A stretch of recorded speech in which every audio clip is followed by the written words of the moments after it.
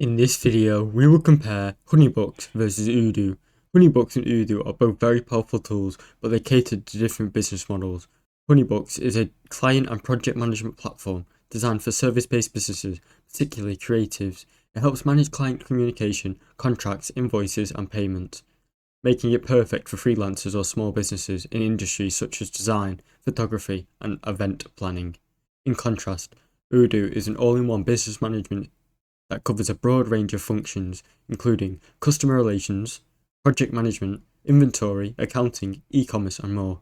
This is also highly customizable, scalable for big businesses, and makes it suitable for a wide variety of industries, from manufacturing to retail, and is an ideal for businesses looking for a comprehensive system. If you are a creative freelancer or small business, Honeybooks focuses will be more beneficial to you. However, Odoo offers more versatile and depth, making it better for bigger businesses needing a comprehensive, integrated tool across multiple departments.